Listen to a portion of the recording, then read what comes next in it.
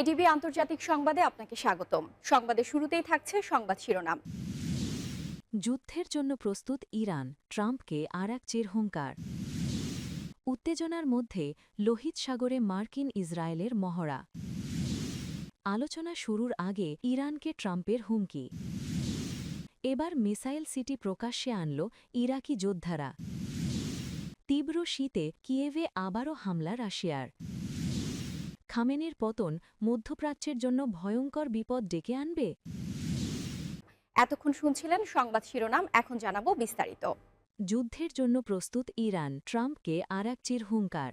ইরানের পররাষ্ট্রমন্ত্রী Abbas Araghchi জানিয়েছেন, যুদ্ধ নিয়ে তেহরান কোনোভাবেই উদ্বিগ্ন নয়, কারণ তারা সম্পূর্ণভাবে প্রস্তুত। তিনি সতর্ক করে বলেন, যদি সংঘাত শুরু হয় তবে তা ইরানের গণ্ডি ছাড়িয়ে পুরো অঞ্চলে ছড়িয়ে পড়তে পারে। তেহরানে সিএনএনকে দেওয়া এক সাক্ষাৎকারে এসব কথা বলেন আরাকচি। খবর আল জাজিরার। আরাকচি জানান, যুক্তরাষ্ট্রের সঙ্গে ইরানের পরমাণু কর্মসূচি নিয়ে একটি সমঝোতায় পৌঁছানো সম্ভব বলে তিনি আশাবাদী। তিনি বলেন, দুর্ভাগ্যজনকভাবে যুক্তরাষ্ট্রকে আর আমরা নির্ভরযোগ্য আলোচনা সঙ্গী হিসেবে বিশ্বাস করি না। তবে তিনি যোগ করেন, আঞ্চলিক বন্ধুসুলভ দেশগুলির মাধ্যমে বার্তা আদান প্রদানের ফলে যুক্তরাষ্ট্রের সঙ্গে আলোচনা এগিয়ে নেওয়া সম্ভব হচ্ছে এবং তা ফলপ্রসূ হচ্ছে। যুক্তরাষ্ট্রের সঙ্গে সরাসরি আলোচনার বিষয়ে কোনো প্রতিশ্রুতি দিতে অস্বীকৃতি জানিয়ে আরাকচি বলেন, আলোচনার ধরন নয়, বরং আলোচনার মূল বিষয়বস্তুর দিকেই গুরুত্ব দেওয়া উচিত। তিনি স্পষ্ট করে বলেন, আলোচনার কেন্দ্রবিন্দু হওয়া উচিত ইরানের পারমাণবিক ক্ষমতা। আরাকচি বলেন, অসম্ভব বিষয় নিয়ে কথা বলা ঠিক নয়। পারমাণবিক অস্ত্র যেন না থাকেন এমন একটি ন্যায্য ও ভারসাম্যপূর্ণ চুক্তিতে পৌঁছানোর সুযোগ যেন হাতছাড়া না হয়। আমি আগেই বলেছি, এটি অল্প সময়ের মধ্যেই সম্ভব। এর বিনিময়ে ইরান আশা করবে দীর্ঘ এক দশকের বেশি সময় ধরে দেশটির অর্থনীতির ওপর চাপ সৃষ্টি করা যুক্তরাষ্ট্রের নিষেধাজ্ঞা প্রত্যাহার করা হবে এবং শান্তিপূর্ণ উদ্দেশ্যে পারমাণবিক সমৃদ্ধিকরণ চালিয়ে যাওয়ার ইরানের অধিকারকে সম্মান জানানো হবে। আলোচনা ব্যর্থ হলে ইরান যুদ্ধের জন্য প্রস্তুত এমন কথাও দেন আরাকচি। তবে তিনি সতর্ক করে বলেন, এমন যুদ্ধ সবার জন্য ভয়াবহ বিপর্যয় ডেকে আনবে ও সেক্ষেত্রে পুরো অঞ্চলে অবস্থিত যুক্তরাষ্ট্রের সামরিক ঘাঁটিগুলো ইরানের সামরিক বাহিনীর লক্ষ্যবস্তুতে পরিণত হবে। উত্তেজনার মধ্যেই লোহিত সাগরে মার্কিন ইসরায়েলের মহড়া। ইরানের পারমাণবিক কর্মসূচি নিয়ে ওয়াশিংটন ও ইরানের মধ্যে উত্তেজনা বাড়তে থাকার প্রেক্ষাপটে ইসরায়েল ও যুক্তরাষ্ট্রের নৌবাহিনী লোহিত সাগরে একটি যৌথ সামরিক মহড়া পরিচালনা করেছে বলে সোমবার সামরিক সূত্র জানায়। এই খবর জানিয়েছে আনাদোলু।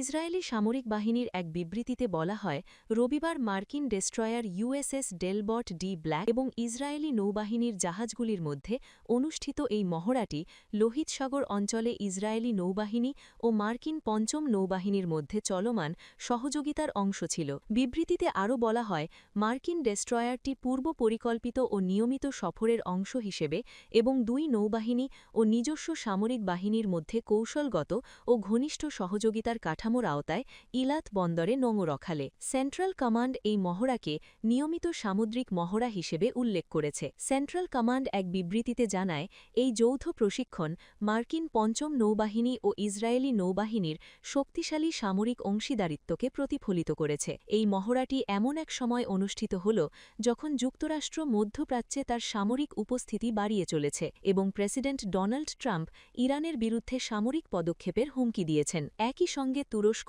সৌদি আরব, কাতার ও মিশরের নেতৃত্বে আরব ও আঞ্চলিক উদ্যোগের মাধ্যমে ওয়াশিংটন ও ইরানের মধ্যে আলোচনা এগিয়ে নেওয়া এবং বৃহত্তর আঞ্চলিক সংঘাত এড়ানোর চেষ্টা চলছে। আলোচনা শুরুর আগেই ইরানকে ট্রাম্পের হুমকি।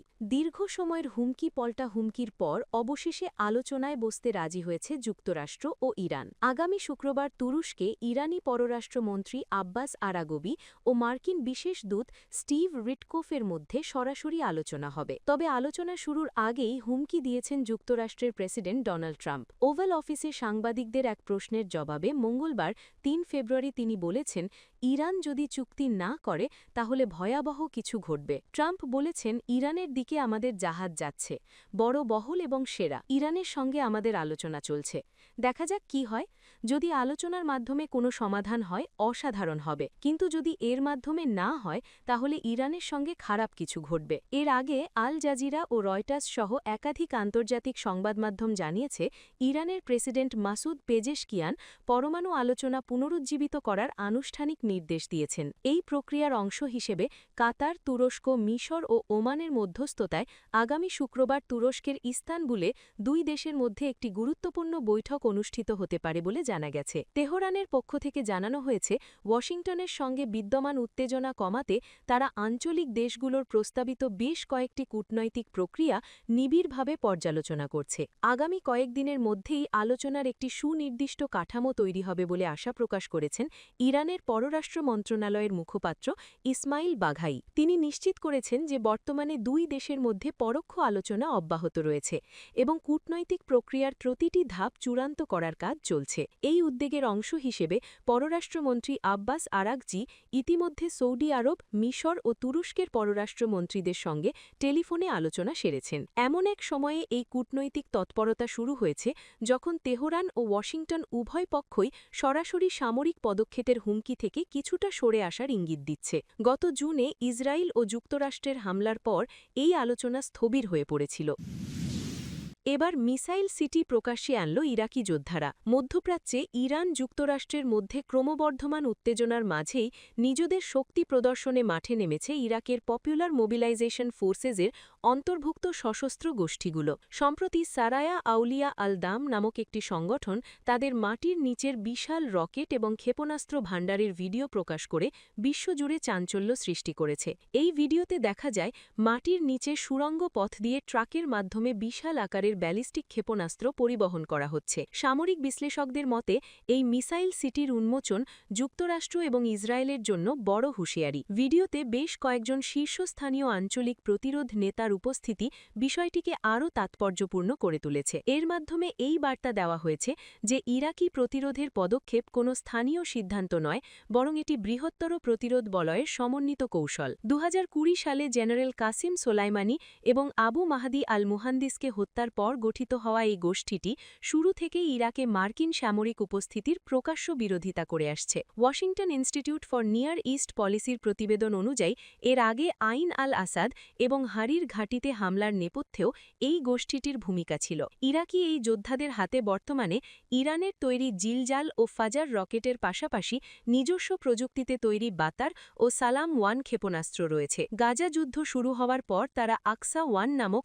মাঝারি পাল্লার ক্ষেপণাস্ত্রের সফল ব্যবহারের ঘোষণাও দিয়েছে। এই ঘটনাটি মার্কিন গোয়েন্দা সংস্থাগুলির জন্য বড় ধাক্কা হিসেবে দেখা হচ্ছে, কারণ গত 20 বছর ধরে ইরাকে মার্কিন উপস্থিতি এবং অত্যাধুনিক নজরদারি ব্যবস্থা থাকা সত্ত্বেও কিভাবে এমন বিশাল ভূগর্ভস্থ স্থাপনা তৈরি হল তা নিয়ে প্রশ্ন উঠেছে। আঞ্চলিক রাজনৈতিক বিশ্লেষকরা মনে করছেন, ইরাকের এই সশস্ত্র গোষ্ঠীগুলো এখন আর কেবল তেহরানের ওপর নির্ভর কোনো শক্তি নয়, বরং তারা নিজস্ব সক্ষমতায় সিদ্ধান্ত নিতে ও হামলা চালাতে সক্ষম। বিশেষ করে বদর অর্গানাইজেশন, হেজবুল্লাহ ব্রিগেড এবং আল নুজাবা মুভমেন্টের মতো শক্তিশালী দলগুলো যেভাবে ইরানের প্রতি পূর্ণ সমর্থন জানিয়ে প্রস্তুতির কথা বলেছে, তাতে স্পষ্ট যে এই অঞ্চলে কোনো সংঘাত শুরু হলে ইরাক সেখানে সক্রিয় এবং বিধ্বংসী ভূমিকা পালন করবে।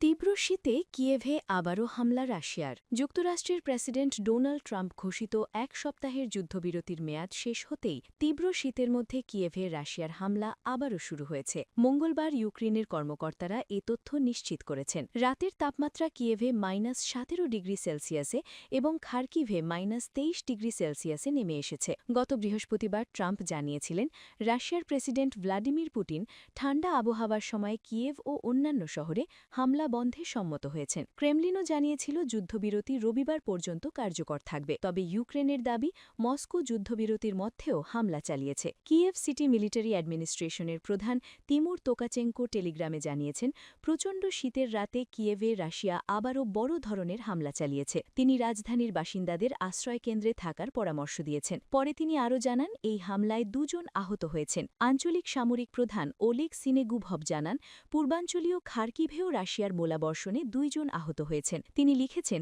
কয়েক ঘণ্টার হামলায় মূলত জ্বালানি অবকাঠামোকে লক্ষ্য করা হয়েছিল। উদ্দেশ্য ছিল সর্বোচ্চ ধ্বংসযজ্ঞ চালানো এবং তীব্র তুষারপাতের মধ্যে শহরকে তাপহীন করা। 24 ফেব্রুয়ারি রাশিয়ার ইউক্রেনে আগ্রাসনের 4 বছর পূর্ণ হবে। রাশিয়া, ইউক্রেন ও যুক্তরাষ্ট্রের কর্মকর্তাদের মধ্যে দ্বিতীয় দফার আলোচনা বুধবার আবুধাবিতে শুরু হওয়ার কথা রয়েছে। তবে ভূখণ্ড ইস্যুতে এখনও কোনো সমাধান হয়নি। রাশিয়া ইউক্রেনের পূর্বাঞ্চলীয় দোনেৎস্ক অঞ্চল পুরোপুরি নিয়ন্ত্রণে আনতে চায়, কিন্তু ইউক্রেন তা প্রত্যাখ্যান করেছে। খামেনির পতন মধ্যপ্রাচ্যের জন্য ভয়ঙ্কর বিপদ ডেকে আনবে। তেহরানের রাজপথে সাম্প্রতিক মাসগুলোতে গণবিক্ষোভের আগুন জ্বলেছিল। সেই আগুন আপাতত নিভলেও ক্ষোভ কমেনি। আবারও যে কোনো সময় বড় কিছু ঘটতে পারে। ইরান এখন এমন সন্ধিক্ষণে দাঁড়িয়ে যেখানে প্রশ্নটি আর শাসন ব্যবস্থা টিকবে কিনা সেই গণ্ডিতে আটকে নেই, বরং প্রশ্ন হল খামেনি পরবর্তী শূন্যতা কিভাবে পূরণ হবে। এই পরিবর্তনের ধাক্কা আরব বিশ্বের উপর কতটা প্রবলভাবে আছড়ে পড়বে। বিশ্লেষকদের মতে ইরানের এই ভবিষ্যৎ মূলত 5টি সম্ভাব্য পরিস্থিতির ওপর নির্ভর করছে। প্রথমত, দীর্ঘদিনের নির্বাসিত রাজতন্ত্রী বা বিরোধী দলগুলোর মাধ্যমে একটি অভ্যন্তরীণ রাজনৈতিক উত্তরণ। যদিও জনমানুষে পাহলভি আমলের প্রতি এক ধরনের নস্টালজিয়া কাজ করছে, কিন্তু শক্তিশালী কাঠামোর অভাবে এই পথটি এখনও ধোঁয়াশায় ঢাকা। দ্বিতীয় একটি সম্ভাবনা হল 2003 সালের ইরাক মডেলের পুনরাবৃত্তি। বিদেশি সামরিক হস্তক্ষেপ বা মার্কিন নেতৃত্বাধীন হামলার মাধ্যমে রাষ্ট্রের পতন ঘটলে ইরান ভয়াবহ নিরাপত্তা সংকটে পড়তে পারে, ফলে পুরো পারস্য উপসাগরীয় অঞ্চলে অস্থিতিশীলতা ছড়িয়ে পড়বে। তবে সবচেয়ে আলোচিত চিত্রটি হল একটি পূর্ণাঙ্গ অভ্যন্তরীণ বিপ্লব। তরুণ প্রজন্মের তীব্র ক্ষোভ যদি শাসন ব্যবস্থাকে ভেতর থেকে ধসিয়ে দেয়, তাহলে ক্ষমতার কেন্দ্রে বড় ধরনের শূন্যতা তৈরি হবে। এই পরিস্থিতিতে আরেকটি বিপজ্জনক মোড় আসতে পারে। রিভলিউশনারি গার্ড IRGCর পূর্ণ নিয়ন্ত্রণ গ্রহণ করতে পারে। সেক্ষেত্রে ধর্মীয় পোশাক ত্যাগ করে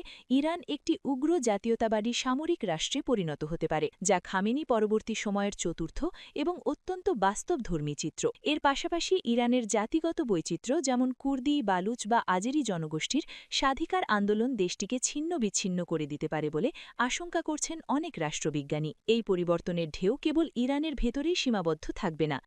ইরাক, লেবানন ও ইয়েমেনে ইরানের যে বিশাল প্রভাব রয়েছে, তেহরানের ক্ষমতার পালাবদলে সেই আধিপত্য মুখ থুবড়ে পড়তে পারে। আরব বিশ্ব দীর্ঘ 4 দশক ধরে ইরানের যে ছায়ার নিচে ছিল, সেখান থেকে বেরিয়ে আসার সুযোগ যেমন তৈরি হবে, তেমনই তৈরি হবে বিশাল শূন্যতা। ইসরায়েল এই পতনকে কৌশলগত বিজয় হিসেবে দেখলেও ইরান যদি একটি ব্যর্থ রাষ্ট্রে পরিণত হয়, তাহলে সেই শৃঙ্খলা পুরো মধ্যপ্রাচ্যকে গ্রাস করতে পারে।